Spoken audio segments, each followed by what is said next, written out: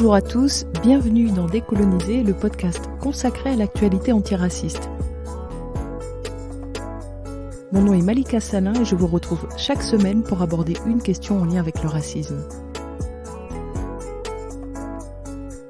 Décoloniser est un espace où parler de lutte, de résistance et où essayer de comprendre comment fonctionne le racisme pour mieux le combattre.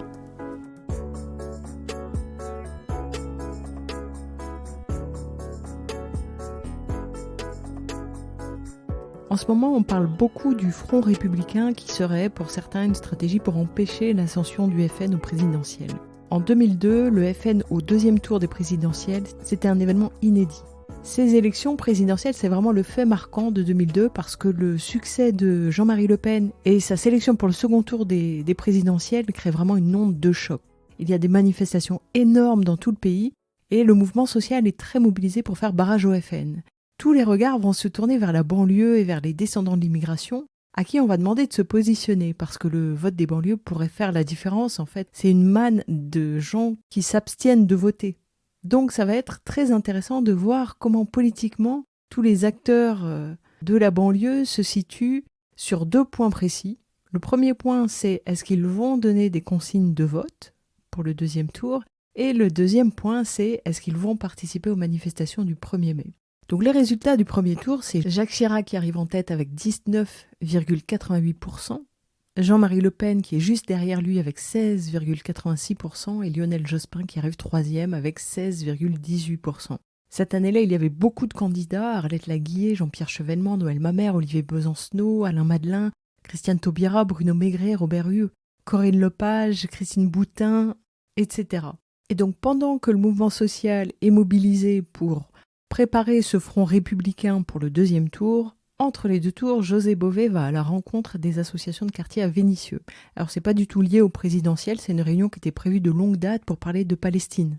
Et José Bové à l'époque est très populaire auprès de l'immigration, pas parce qu'il a participé à ce grand événement à Millau, parce que ça n'intéressait pas forcément les gens des banlieues, mais plutôt parce qu'il s'est fait expulser de Ramallah pendant la première campagne du CCI-PPP au mois de juin 2001. Le CCI-PPP, c'est donc la campagne civile internationale pour la protection du peuple palestinien. Et comme les indigènes de France ont la Palestine au cœur, c'est un acte qui a été remarqué. D'ailleurs, Yamin Makri à Lyon dit à l'époque « José Bové, c'est Jean Moulin, un homme qui reste debout, qui dit non et qui résiste ». Donc à Vénissieux, c'est une rencontre sur la Palestine. Il y a 800 personnes qui y assistent et Bové est invité par des associations qui étaient allées à Millau, Diversité et le mouvement de l'immigration et des banlieues, et qu'il avait connu là-bas.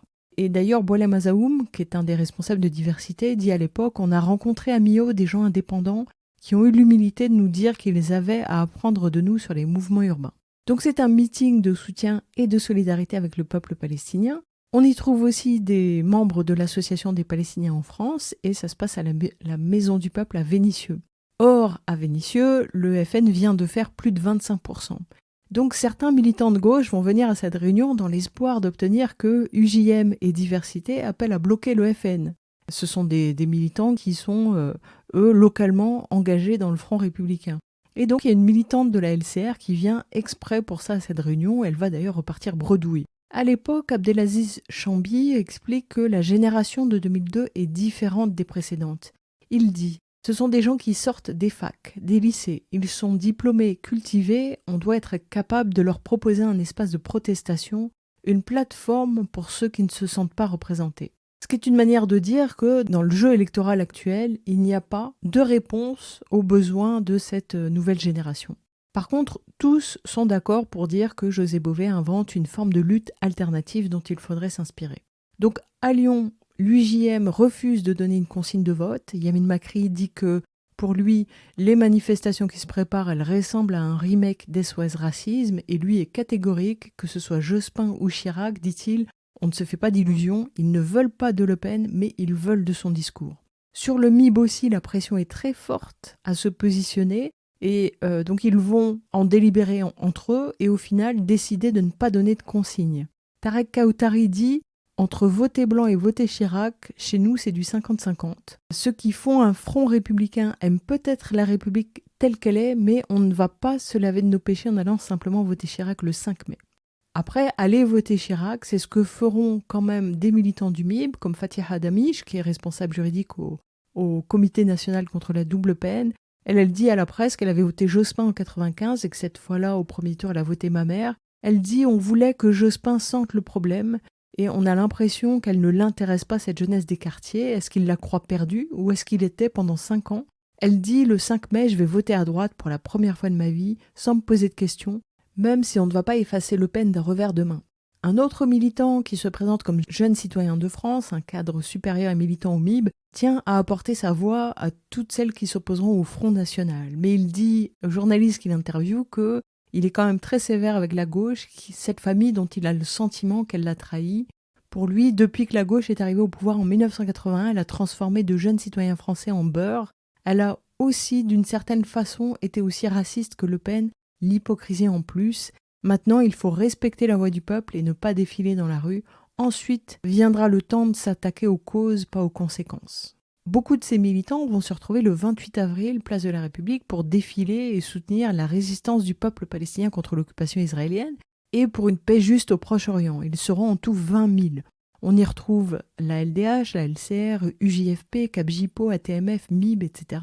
Et tous viennent faire pression sur le gouvernement israélien pour qu'il applique les résolutions de l'ONU. À la fin de la manifestation, le MIB annonce qu'il va participer aux manifestations du 1er mai et il appelle à y former un cortège Palestine. Cet appel à se positionner, il va aussi concerner Rachid Nekaz, qui à l'époque est président du Forum citoyen des cultures musulmanes. Rachid Nekaz, lui, il se félicite du refus de Jacques Chirac de débattre avec Jean-Marie Le Pen dans un débat télévisé pour le 2e tour. Il est aussi très content de voir les jeunes se mobiliser. Il dit « c'est une excellente chose, on avait l'impression que plus personne ne s'intéressait à la politique ».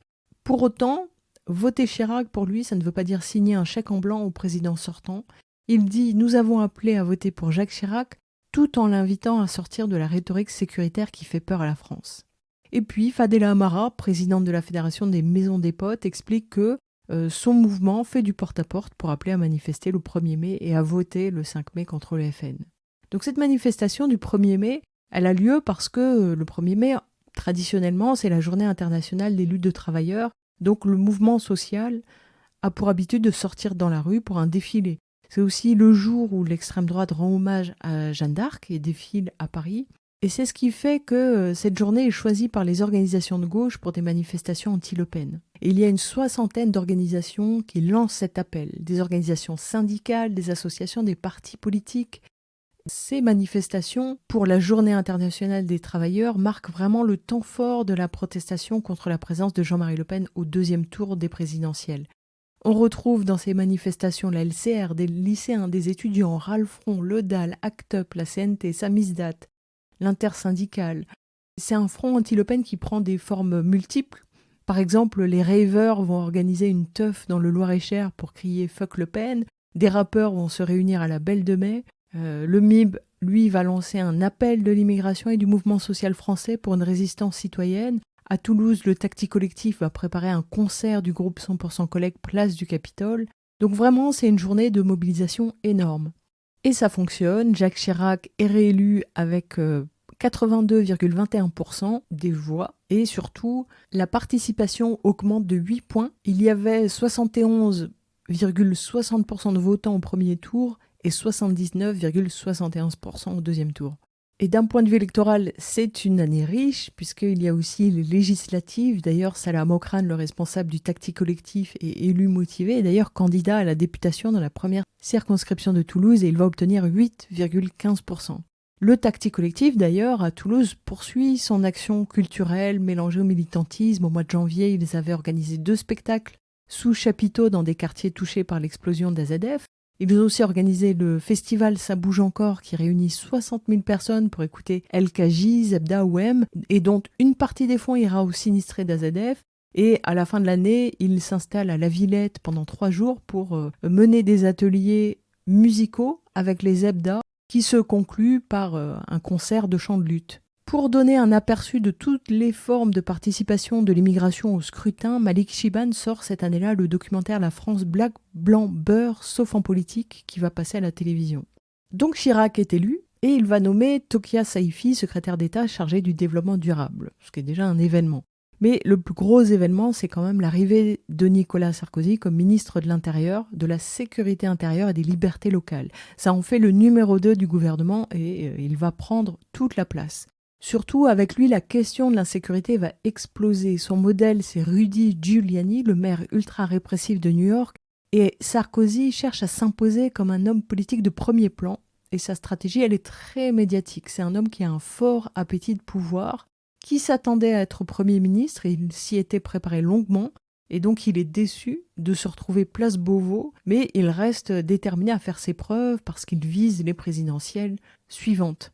Et la presse est extrêmement séduite par Sarkozy. C'est aussi quelqu'un qui bénéficie des réseaux qu'il sait tisser avec beaucoup de talent. Depuis ses débuts politiques en 1974, il passe son temps à tisser toutes les relations qui sont susceptibles de le servir et il vise aussi systématiquement les hautes fonctions.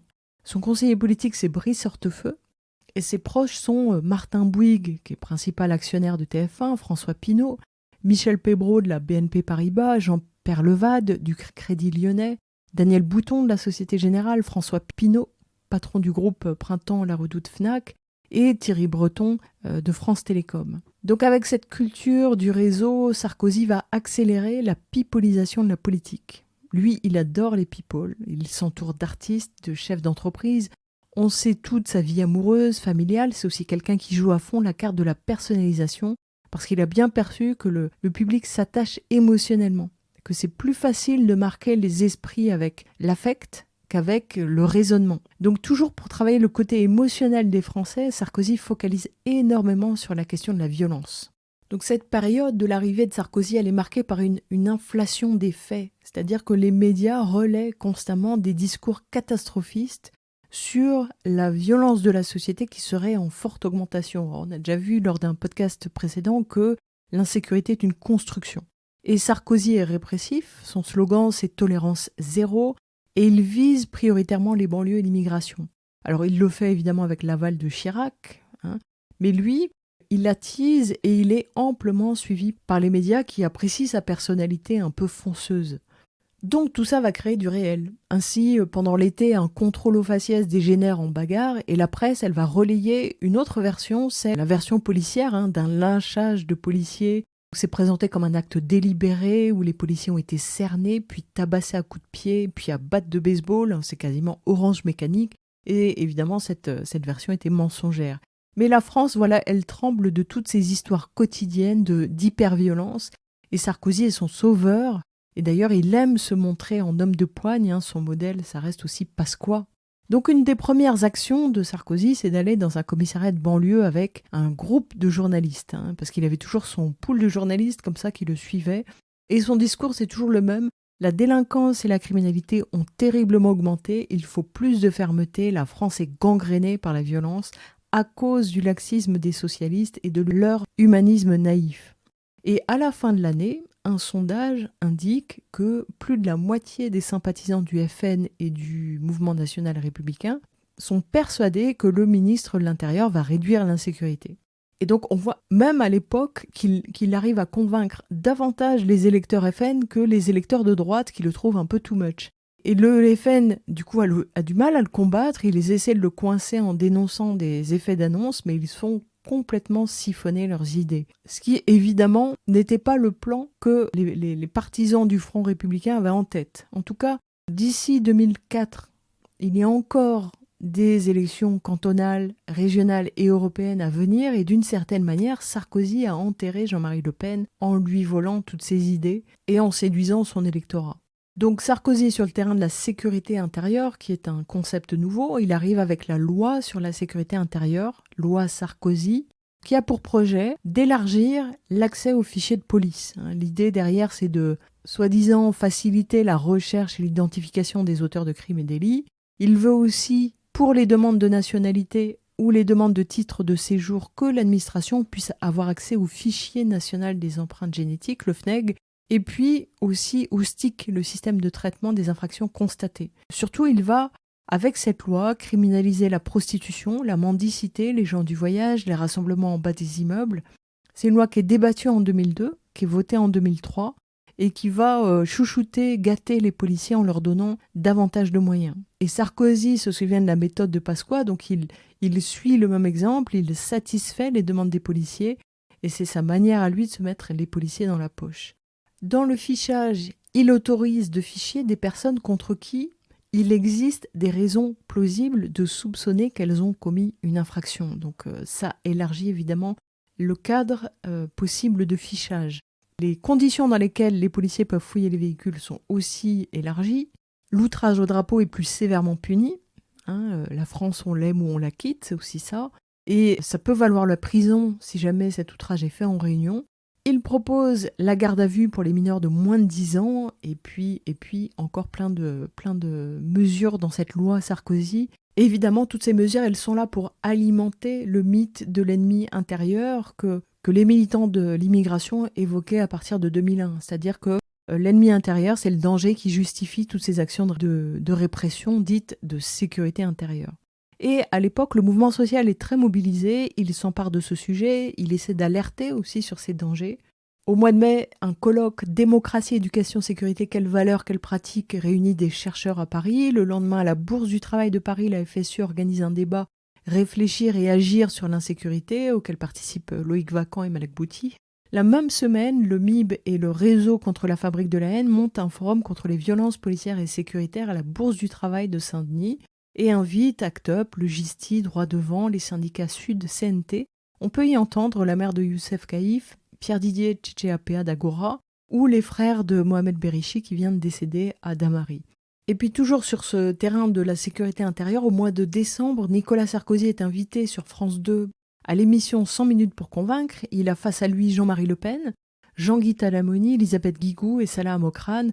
Et ce dernier viendra lui porter la contradiction sur son projet de loi de sécurité intérieure et lui reprochait notamment les contrôles d'identité abusifs des policiers dans les quartiers difficiles et la stigmatisation sociale des cités, des banlieues et des jeunes qui y vivent. Cette même démarche répressive est à l'œuvre du côté de la justice avec la loi Perben promulguée au mois de septembre et qui va complètement réformer l'organisation judiciaire et la procédure pénale. Le gouvernement profite de l'été pour la faire passer et il y a pas mal de recul avec cette loi. D'abord, le fait que jusqu'à présent, en France, pour les mineurs, l'usage c'était de faire primer l'éducatif sur le répressif. Or, avec la loi Perben, c'est plus du tout le cas. La délinquance des mineurs est assimilée à celle des adultes. Ensuite, le droit à un procès équitable recule. Cette loi crée une juridiction de proximité qui met en péril le principe d'indépendance de la magistrature et puis surtout, les procédures sont accélérées. Concrètement, ça généralise les comparutions immédiates. Et les comparutions immédiates, elles vont concerner des délits mineurs où les gens encourent au maximum 6 mois par exemple, mais ça peut aller jusqu'à des délits encourant 10 ans de prison. Or, les comparutions immédiates, c'est de l'abattage. Notamment parce que pour bien rendre la justice, il y a besoin de tenir compte de la personnalité de l'auteur et de prendre le temps d'enquêter. Et dans la précipitation, il n'y a pas le temps de faire ça. Le seul élément qui compte, c'est l'élément à charge, qui vaut à la personne d'être devant le tribunal. Et si c'est un flagrant délit, la voix de la police compte de manière disproportionnée et la personne accusée n'a pas le temps de tenter de démontrer que cette voix peut être mensongère. Et donc ces comparutions immédiates, c'est une manière de systématiser l'enfermement. Donc la société, elle est contente, elle se débarrasse d'un problème, mais c'est une vision à court terme.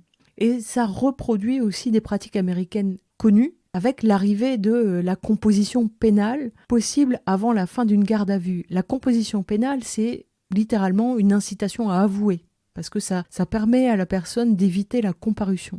Mais pire que ça, la composition pénale, elle peut être validée par un juge de proximité qui n'est pas un juge indépendant. Autre point, la loi Perben, elle incite à la délation parce qu'elle va élargir les cas où il est possible de recourir à un témoin sous X. Or, quand un témoin est anonyme, il ne peut pas y avoir de confrontation. Donc ce sont encore les droits de la défense qui sont bafoués.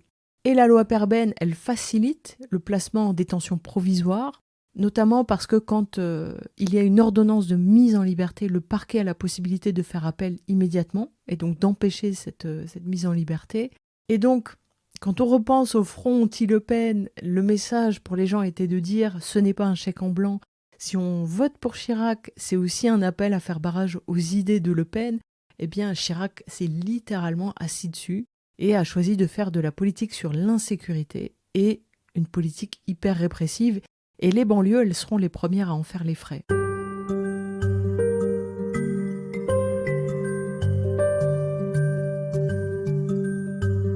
Donc cette année-là, comme toujours, il y a plusieurs révoltes après des morts en banlieue. En janvier, à la Cité des musiciens au Muro, où Moussa, 17 ans, est tué par un policier alors qu'il forçait un barrage sur le boulevard périphérique. Des marches sont organisées après la mort de Moussa.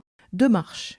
Une marche pour la paix, des associations qui se disent citoyennes, elle réunira 30 personnes. Et puis une autre marche du MIB pour exiger que toute la lumière soit faite sur la mort de Moussa. Là, il y aura 250 personnes, dont la famille. Le SAF, le syndicat des avocats de France, et le syndicat de la magistrature seront présents en soutien. Et une conférence de presse est organisée dont le communiqué dit « Il est de notre devoir de nous mobiliser contre cette politique néocoloniale qui assujettit perpétuellement, dans la République, toute une population en raison de son origine ethnique ou sociale. Cette politique ségrégative sera toujours à nos yeux considérée comme criminelle car ses fondements s'opposent à nos légitimes besoins d'égalité et de paix. » La famille va finalement porter plainte contre le policier et le MRAP et le MIB vont s'engager à prendre en charge les frais de justice. Cependant, il y a quand même des voix qui s'expriment pour mettre en doute cette stratégie et qui ont le sentiment que le MIB a fondu sur la famille et se l'est accaparé et l'a incité à porter plainte alors que ce n'était pas forcément justifié.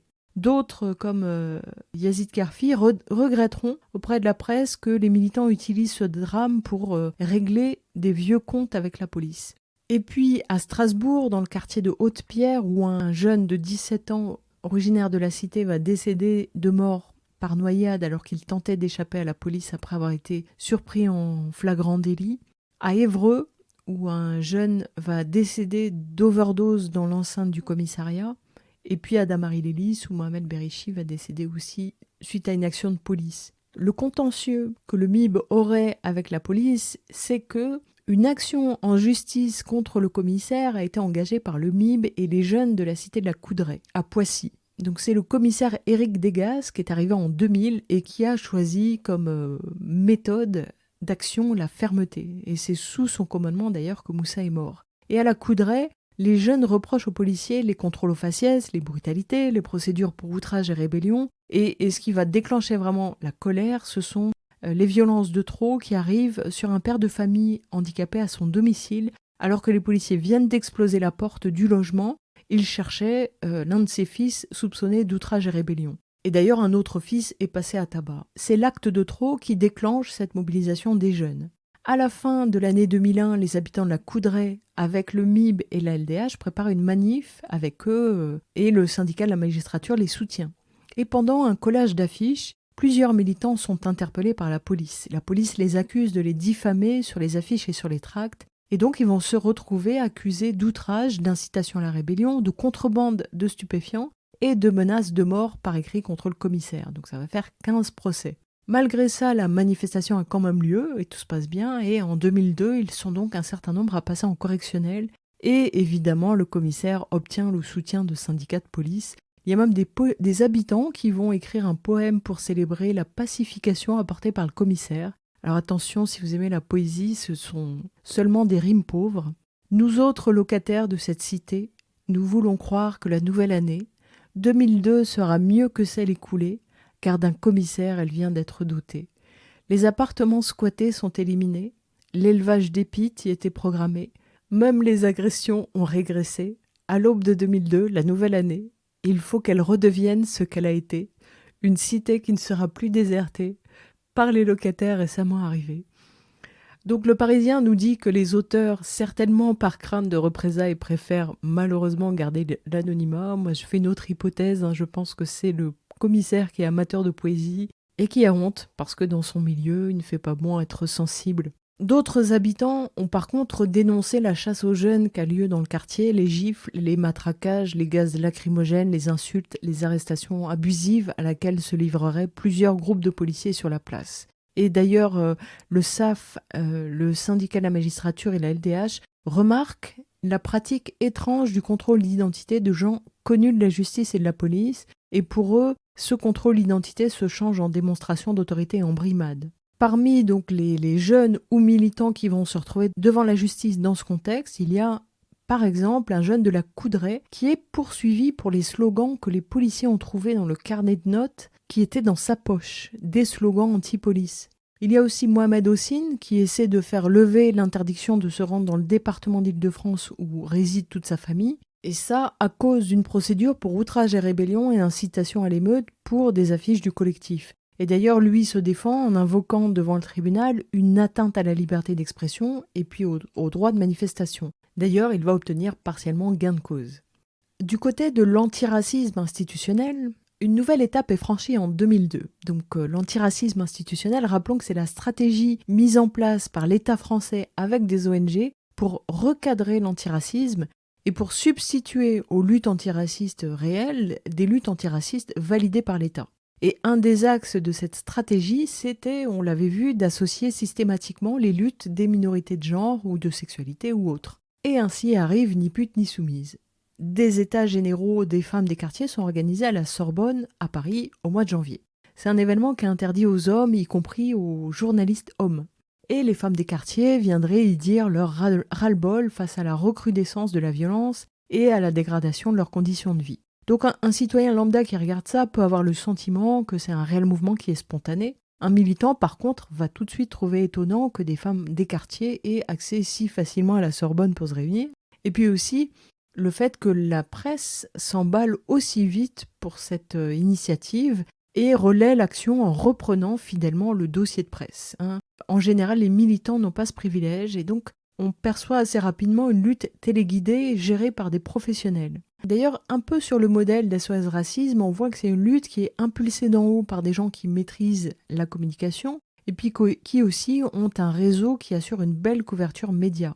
Le communiqué de presse dit « Blondinette, jeune beurette par dizaines ou africaine en boubou, 200 responsables associatives, éducatrices ou mères de famille avaient pris place dans l'amphithéâtre de la Sorbonne pour enfin parler et être entendues. » Elles disent qu'elles ont commencé par créer des commissions de femmes des quartiers et des comités départementaux de vigilance, mais je n'en ai pas trouvé de traces dans la presse. Le tout est organisé en partenariat avec SOS Femmes Battues et le planning familial. Et puis, à la fin de cette journée, un livre blanc est publié qui s'appuie sur les résultats d'un questionnaire. C'est Fadela Amara, présidente de la Fédération nationale des maisons des potes, qui est à l'origine de cette initiative, et le questionnaire semble un peu truqué. Il laisse apparaître comme préoccupation l'augmentation de la violence morale et physique, les discriminations, la précarité, les atteintes aux libertés individuelles, et notamment il y a des témoignages sur les mariages forcés, le repli communautaire, et puis on retrouve dedans l'histoire du poids de la famille, du sexisme, du poids des traditions. Bon, ça semble pas très spontané, et en revanche très en phase avec le discours de l'époque sur l'augmentation de la violence dans les quartiers. Une violence endogène. Ces femmes ont choisi aussi d'apparaître à un moment particulier. Elles se positionnent 3 mois avant les élections présidentielles et elles interpellent les candidats. C'est une stratégie qui, déjà auparavant, avait été employée par Stop Violence et SOS Racisme. Pour elles, les femmes des quartiers subiraient une triple discrimination, raciale, sexiste et géographique. Et géographique, ça veut dire quand le quartier où elles vivent n'a pas bonne réputation. Donc, elles rédigent un manifeste et à l'époque, elles évoquent la possibilité de, pourquoi pas, lancer un mouvement féministe de quartier. Leur manifeste sort le 8 mars et il dit « Ni pute, ni soumise, simplement des femmes qui veulent vivre leur liberté et apporter leur désir de justice. » Elles disent que le problème, c'est que la banlieue n'est abordée que sous l'angle du masculin, que la vie des quartiers ne pourra évoluer sans que nous, les femmes, y retrouvions toute notre place et toute notre dignité, et cela ne pourra se faire, disent-elles, qu'avec l'intégration des valeurs républicaines. Et donc ça va évidemment faire un tabac chez les féministes. Et très vite, le débat se déplace sur le voile présenté comme un instrument pour se protéger des hommes des quartiers et qui se développerait depuis le 11 septembre, donc qui serait le signe des progrès de l'islamisme radical en banlieue. Et on va donc retrouver drainés par ce mouvement artificiel tous les gens qui pensent que l'islamisme est une menace en France, est un phénomène important. Et là où cet angle d'attaque est redoutable, c'est qu'il va être accueilli favorablement par des gens de droite comme de gauche. Ainsi, l'humanité va dénoncer la manière dont les pouvoirs publics ont favorisé un communautarisme qui opprime les filles et les femmes de quartier. Et tout ça, ça promeut l'idée d'un sexisme propre aux arabo-musulmans. Alors même que la communauté est une chose qui nous fait tenir face au racisme, NPNS, c'est ce qu'elle attaque. prioritairement, en parlant, elle, de tribunal communautaire. La famille nous protège, NPNS, l'accuse d'exercer du pouvoir sur les filles. Donc NPNS, c'est une guerre contre les hommes arabes clairement, mais plus largement, c'est une guerre contre les indigènes. D'abord parce que ces femmes amplifient des phénomènes qui ont existé de tout temps dans toutes les sphères de la société française. Les viols collectifs, c'est vieux comme les fêtes de village. Or, elles font de certaines violences propres aux indigènes des phénomènes de masse. Et la société française, elle est très preneuse de ça. L'arabe violeur, c'est quand même un marronnier qui revient à chaque génération sous une forme actualisée. Donc, ni putes ni soumises ont ethnicisé la question des violences faites aux femmes. Mais c'est fait très habilement, parce qu'elles font parler les filles de quartier, des filles de quartier. Et puis Fadela Amara, elle va prendre beaucoup de distance avec les discours ultra, comme le discours d'Oriana Fallaci, qui sort en plein été, avec son livre La rage et l'orgueil. Fadela Amara, elle est plus subtile, elle passe par des voies détournées. Elle dit qu'elle lutte contre l'intégrisme, et d'ailleurs elle va même reprocher à Oriana Fallaci de porter la haine et l'intolérance. Mais en vérité, ces deux femmes appartiennent au même camp. Au mois d'octobre, Ni pute ni soumise va faire son beurre d'un fait divers sordide, un crime banal d'une jeune fille tuée par un jeune qu'elle a éconduit. Et représentant une fédération d'associations, Ni pute ni soumise publie une pétition disant que les femmes se sentent oppressées socialement, étouffées par le machisme des hommes de nos quartiers qui, au nom d'une tradition, nient nos droits les plus élémentaires. Elles disent « Les jeunes des filles des quartiers doivent désormais vivre sous le contrôle social de la cité et supporter la violence et les harcèlements machistes. » Et la presse de tous bords va relayer cette pétition. NPNS font des préconisations qui sont complètement en phase avec le discours d'État sur les banlieues. C'est-à-dire, il faut former les parents, il faut imposer d'apprendre les valeurs républicaines, il faut imposer d'apprendre la langue française, transmettre des valeurs citoyennes, donner de l'éducation sexuelle aux jeunes des quartiers. Et Fadela Amara, elle se bat aussi pour que les femmes des quartiers accèdent à des responsabilités politiques.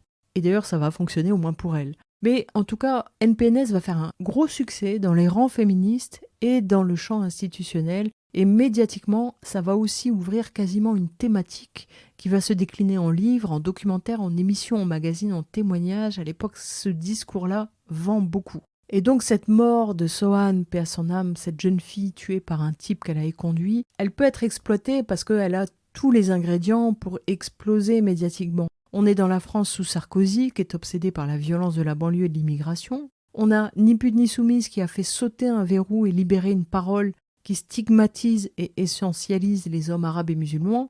Et puis on a un contexte national, international, mondial, d'une poussée islamophobe depuis la fin de l'année 2001. Et aussi un contexte d'affrontement politique très fort autour de la question de la Palestine. Et ce sont toutes ces questions qui s'entremêlent.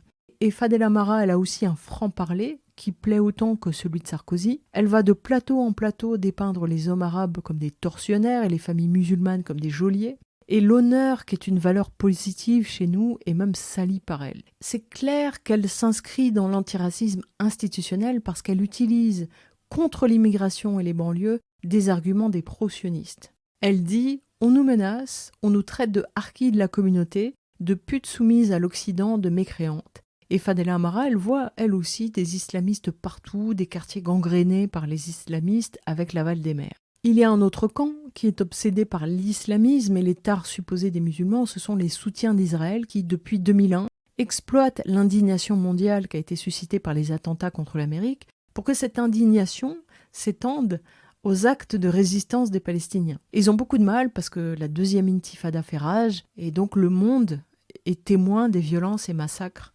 réguliers. Alors, ces militants pro-Israël vont organiser un gala de soutien à l'armée israélienne au Bataclan au mois de mai. Le même gala a eu lieu au mois de mars à Marseille, sous le haut patronage du chef d'état-major de Tsahal, en présence du grand rabbin de Marseille et du consul d'Israël. La même chose a eu lieu à Lyon. Et à Marseille, l'AJFP, les Verts et d'autres organisations avaient dénoncé le gala. LDH remarquait à l'époque que ça ressemblait plus à un effort de guerre que de paix. Et donc forcément, quand il entend ça, le CRIF hurle à la diabolisation d'Israël. À Paris, ce sont le MRAP, Capgipo, la Pierre et l'Olivier et le Parti des musulmans de France avec l'UJFP et bien d'autres qui sont présents pour protester. Certaines organisations d'ailleurs choisiront de ne pas venir se rassembler devant le Bataclan parce qu'elles ont peur que ça tourne en affrontement. Et ces militants devant le Bataclan vont aller scander « Vive la France, vive la République, vive la Palestine ». Et donc pour les combattre, les soutiens d'Israël continuent d'exploiter l'arme donc du nouvel antisémitisme. Et cette année-là, Pierre-André Taguieff sort le livre « La nouvelle judéophobie ». Aujourd'hui, en 2021, Pierre-André Taguieff est à la tête du mouvement contre l'islamo-gauchisme, mais ça s'inscrit totalement dans le même combat. C'est simplement que les mots ont évolué au fil du temps. À l'époque, pour lui, l'antisémitisme, ce n'est qu'un court épisode de la haine des Juifs. Il reconnaît toutefois que l'antisémitisme d'extrême droite persiste, mais pour lui, le gros problème n'est pas là. Et il dit « Le discours contre Israël, parce qu'il est connoté négativement, reproduit le modèle historique de la haine contre les Juifs. » Pour lui, la nouvelle judéophobie, elle repose sur un amalgame entre juifs, israéliens et sionistes, et ce sont les judéophobes qui font cet amalgame. Tout ça se construit autour d'un noyau idéologique qu'il appelle l'antisionisme absolu, qui, sur la base d'une délégitimation sans réserve de l'État d'Israël, prône, ouvertement ou non, qu'Israël soit démantelé ou détruit violemment. Et donc, les gens qui échappent à cette accusation de judéophobie, pour lui, ce sont les gens qui font la distinction entre ce que fait le gouvernement israélien et puis les autres camps politiques et le peuple. Donc pour lui, il faut nuancer et il ne faut pas remettre en cause Israël comme État. Et en ça, Pierre-André Taguieff rejoint certains soutiens modérés à la Palestine. Ensuite, Taguieff va lier antisionisme et terrorisme islamiste, évidemment. Il va tout inverser. Pour lui, par exemple, les massacres de civils commis en Israël sont le fait d'islamikaz palestiniens du Hamas ou du djihad islamique. Et il considère que la manifestation pro-palestinienne de mars 2002 qui avait réuni le MIB, Lutte ouvrière et d'autres organisations, c'est déjà de l'islamo-gauchisme. Islamo parce qu'on y voit le drapeau du Hamas, gauchiste parce qu'il y a convergence de militants de gauche. Et Taguieff dit ça, c'est de l'instrumentalisation de l'humanitarisme et de l'antiracisme à des fins anti-juives. La spécialité de Taguieff, ce sont les formules coup de poing. Il est tout le temps en train de former des néologismes. Par exemple, il parle de nazification d'Israël, parce qu'il aime associer des idées frappantes. Et c'est pas étonnant qu'il ait joué un rôle aussi important pendant 20 ans dans la propagation des arguments pro-israéliens, parce que son talent, ça reste le talent de la formule, c'est une espèce d'Atali du sionisme, et il est toujours excessif. C'est vraiment le paradoxe de Taguieff, c'est-à-dire qu'à la fois c'est un politologue qui est érudit, et en même temps c'est un militant hyper simplificateur. Et il est extrêmement véhément envers le Parti des musulmans de France, qui assimile le sionisme à un racisme. Et ce point-là, c'est vraiment un des nœuds du problème. Si jamais le sionisme était reconnu comme un racisme, alors tout le résultat de ce projet politique le serait aussi. Voilà pourquoi Taguieff et tous les gens de son camp, c'est-à-dire Robert Edeker, Jacques Tarnero et plein d'autres, se démènent à ce point pour qualifier les antiracistes anticolonialistes de racistes, et pour devenir, eux, les bons antiracistes.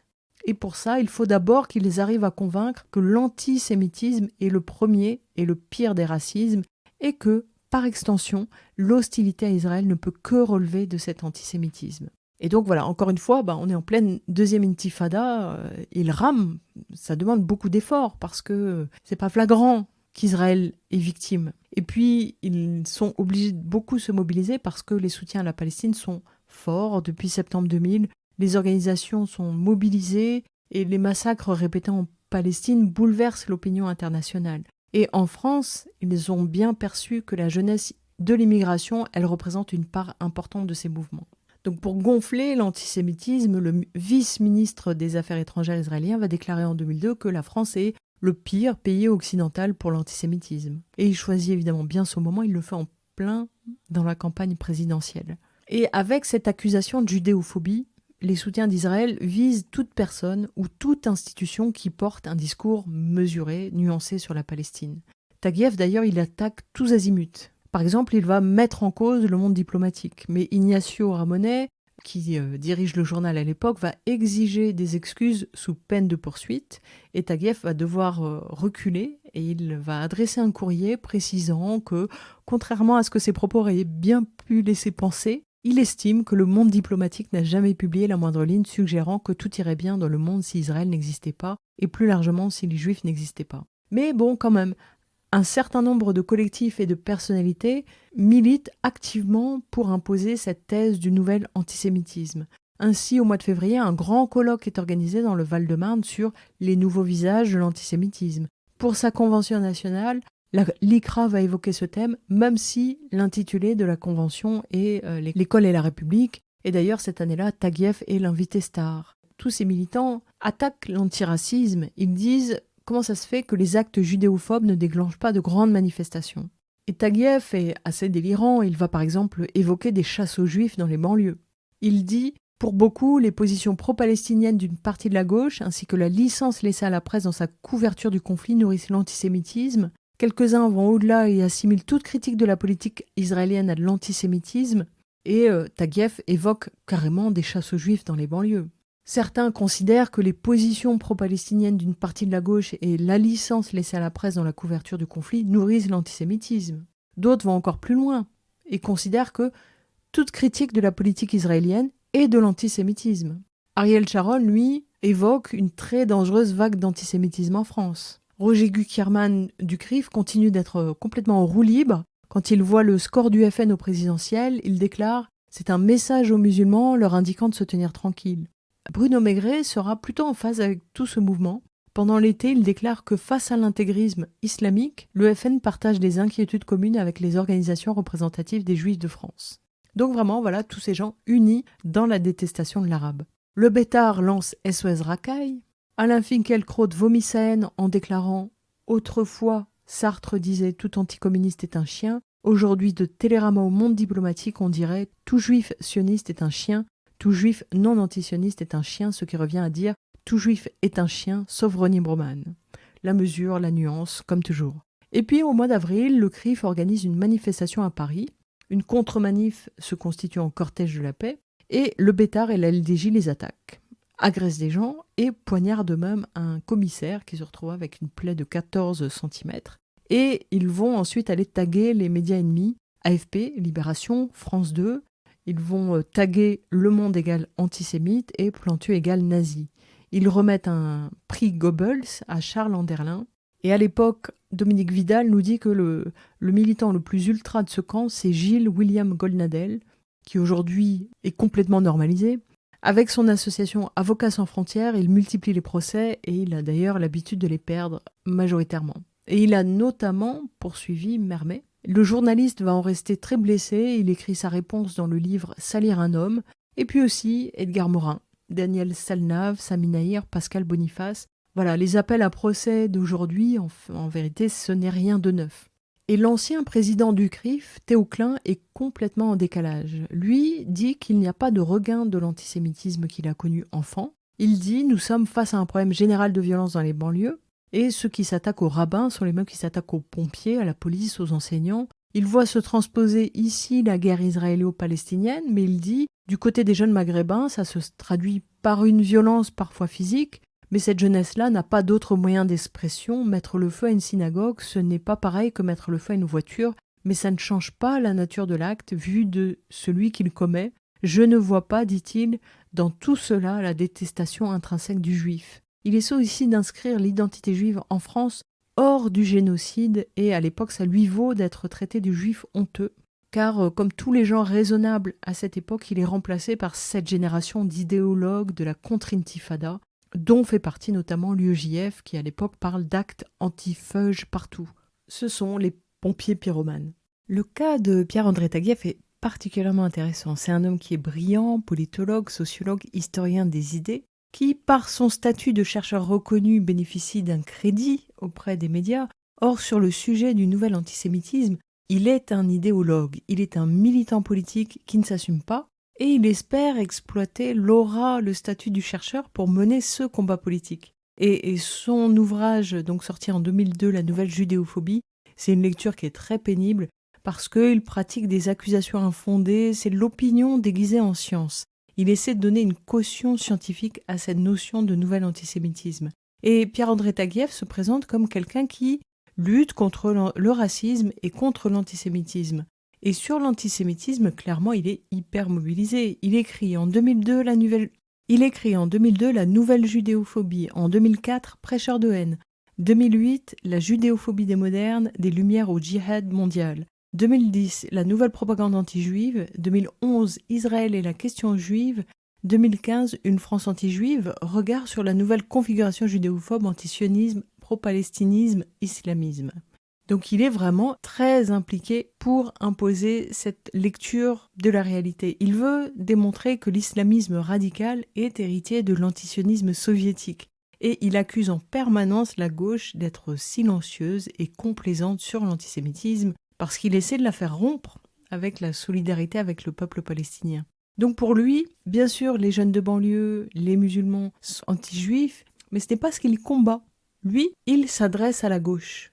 Et il lui dit, vous êtes complice de l'islamisme. L'idée derrière, évidemment, c'est qu'à force d'accusations, la gauche creuse l'écart avec les luttes antiracistes, et notamment les luttes antiracistes pro-palestiniennes.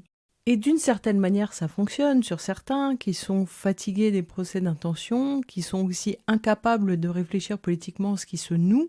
Et donc, il y a quand même des pans entiers du mouvement social qui se sont laissés progressivement prendre à ce jeu, qui ont cédé face à cette pression. Dans la nouvelle judéophobie, Pierre-André Taguieff dit que depuis la Seconde Guerre mondiale, jamais la France n'avait connu une telle haine des Juifs. Il dit que le terme antisémitisme est à relier à la vieille théorie des races, celle qui oppose les sémites et les ariens. Lui, il s'intéresse davantage à la haine anti-juive qui viendrait des musulmans et des arabes.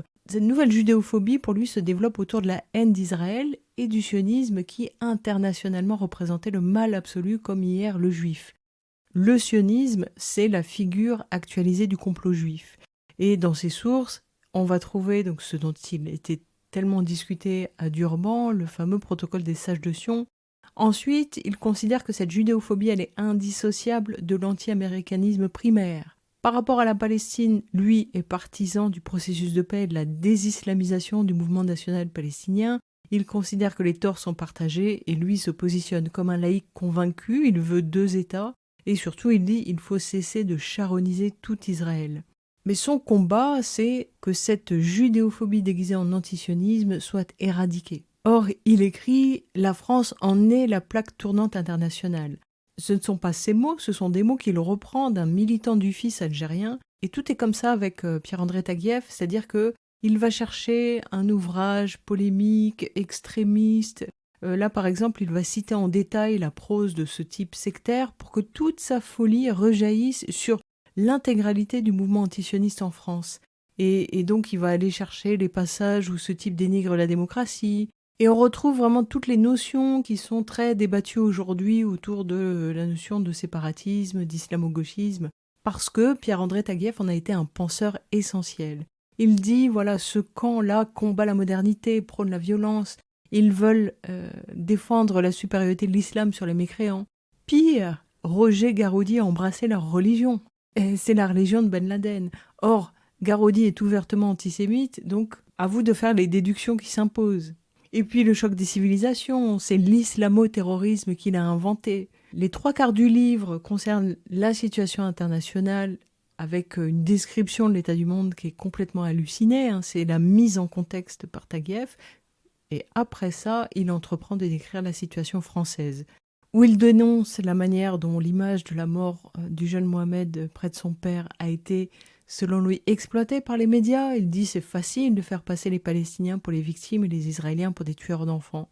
Et puis, il enchaîne sur un exposé de toutes les violences anti-juives.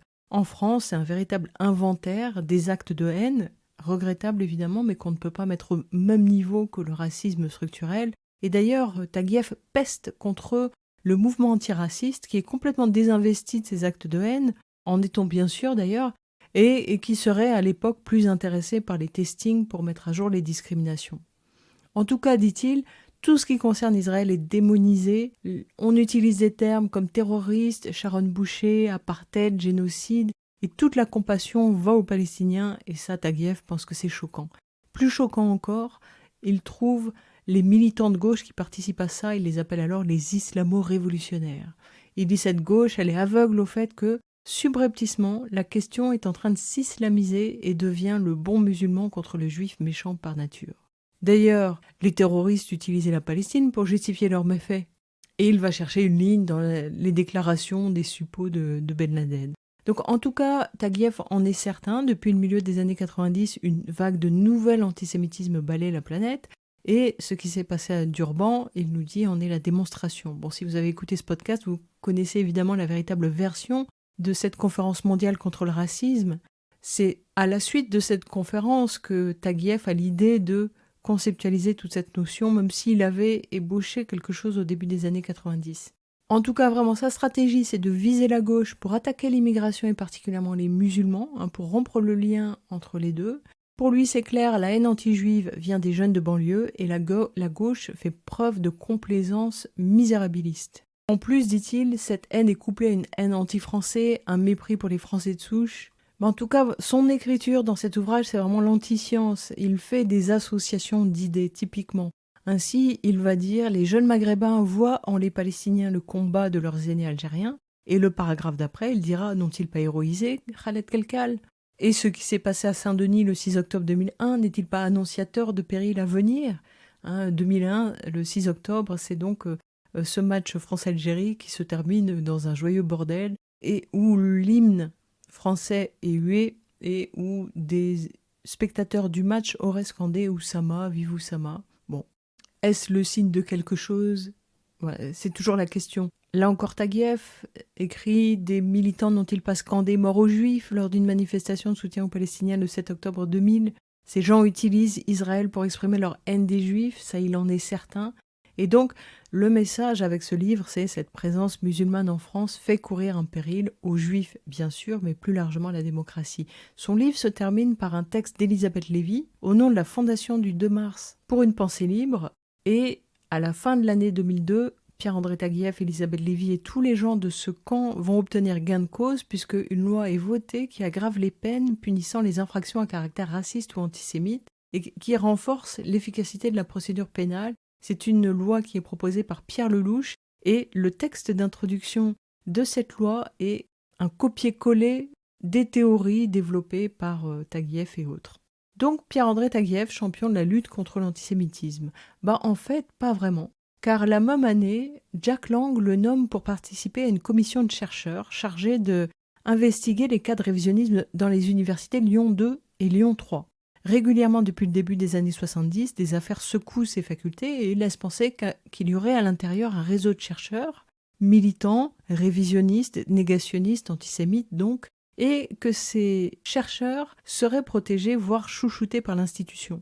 Ce sont des associations à Lyon qui se sont réunies pour faire un travail d'information précis sur tous ces cas et qui essaient de montrer qu'il y a un système.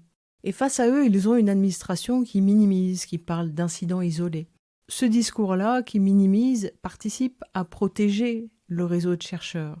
Tandis que de leur côté, les associations, elles essaient de faire la lumière sur tout ce qui s'est passé. Elles essaient de décrire comment des négationnistes ont pu exploiter les failles du fonctionnement de l'université pour donner à leur cause une caution scientifique. Et ces associations, elles se mobilisent aussi sous la forme de manifestations ou autres pour que les gens soient sanctionnés quand une responsabilité a été mise à nu. Et tout ça, c'est vraiment le fait d'un antisémitisme traditionnel qui s'exprime à l'intérieur de ces universités, mais aussi dans la société plus largement, à travers les petites phrases des militants du FN ou bien à travers les profanations de cimetières. Il y a vraiment un climat dans cette période, des procès aussi à Lyon, qui font qu'on est dans un contexte où l'antisémitisme semble encore présent, où un antisémitisme résiduel semble encore présent. Et ne serait-ce qu'à Lyon, ces associations ont obtenu que la faculté de médecine ne porte plus le nom d'Alexis Carrel, qui était un médecin pro-nazi. Donc on peut dire que ces associations font un travail sérieux contre l'antisémitisme. Or, régulièrement, Taguieff a fait partie des gens qui se sont érigés contre leur travail de nettoyage des facs. Par exemple, en se portant caution publiquement de 2 chercheurs pris en faute, ou en initiant une pétition contre une conférence qu'elles organisaient pour dénoncer le négationnisme à Lyon. Et quand ces associations entendent que Pierre-André Taguieff est nommé dans cette commission chargée de faire le nécessaire pour que cessent ces affaires, eh bien, les associations saisissent Jack Lang, le ministre, pour lui demander des comptes. Elles ne comprennent pas. Par exemple, elles se souviennent précisément que Pierre-André Taguieff était violemment contre la débaptisation de la rue Alexis Carrel à Paris. Donc elles ne lui reconnaissent aucune légitimité dans l'antisémitisme.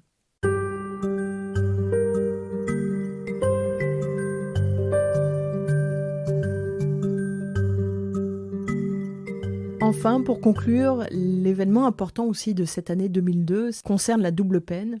Au mois d'avril, donc à la fin de la campagne des présidentielles, Jospin avait fait semblant de découvrir que la double peine était une atteinte aux droits de l'homme, mais à ce moment-là, personne n'était dupe du côté électoraliste de sa déclaration.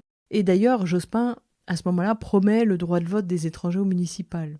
Mais il n'est pas élu. Et finalement, c'est Sarkozy qui va ouvrir le débat en déclarant « Il est difficile de mettre dehors des personnes qui avaient créé des liens en France, y compris des gens au passé judiciaire chargé. » C'est au mois d'octobre, et Mohamed Hossein est alors interviewé par Libération. Il dit « De gauche, de droite, on nous a fait énormément de promesses sur la double peine. Si Sarkozy fait ça, ce sera un miracle, une avancée énorme. Je voudrais que ce soit sérieux, mais pour l'instant, je demande à voir. » Sachant que lui, ça fait 20 ans qu'il milite sur cette question. À sa sortie de prison au début des années 80, il était sous la menace d'une expulsion. Il avait entamé une grève de la faim et obtenu l'abrogation de l'arrêté en 82. Et quand il était sorti, il avait lancé Résistance des banlieues, qui deviendra ensuite le CNDP. Il a après milité au MIB, mais quand Libération l'interviewe en 2002, il a déjà pris des distances avec le mouvement. Et il dit « La double peine, c'est une loi criminogène. Ceux qui se trouvent en situation clandestine n'ont plus rien à perdre. Certains deviennent plus dangereux que des requins. » Il explique comme à chaque fois on est revenu au cas par cas. Pour lui, il ne faut plus nous la faire. On ne demande qu'une chose, que les Made in France restent en France. Du côté de Une peine point barre, c'est plutôt un travail de lobbying qui a été fait. Ils ont poursuivi la campagne en 2002 avec une trentaine d'organisations. Et puis, ils ont projeté le film de Tavernier à l'Assemblée nationale. À l'époque, le porte-parole Bertrand Bolz, qui est aussi le fondateur de l'Observatoire international des prisons, s'était exprimé. Ce qui a vraiment été le déclenchement de la déclaration de Sarkozy, c'est la mobilisation du maire de Versailles pour un double peine de sa ville. Donc c'était un père de 6 enfants qui risquait d'être expulsé loin de sa famille, et le maire a interpellé Sarkozy. Et ça a ouvert une brèche, c'était inédit. Donc un grand meeting a été organisé au Zénith de Paris, où 3000 militants se sont retrouvés. Il y avait là des avocats, beaucoup de double peine, d'anciens grévistes de la faim. On y a entendu Lila Bougassa, Bertrand Tavernier, le gréviste de la faim Ahmed Hassein, Henri Leclerc pour la LDH, et à ce moment-là, tous sont optimistes, mais en même temps attendent du concret, c'est-à-dire que ce soit inscrit dans la loi. Et ce qui est favorable aussi à l'époque, c'est qu'au moment où a lieu le meeting, un sondage indique que 2 Français sur 3 sont favorables à la remise en cause de la double peine, et ça, c'est vraiment le résultat du travail de tous ces acteurs dans leur diversité. Donc depuis Delorme, Costil, Boukhrourou et Mohamed Hossein avec leur grève de la faim en 82, un long chemin a été parcouru.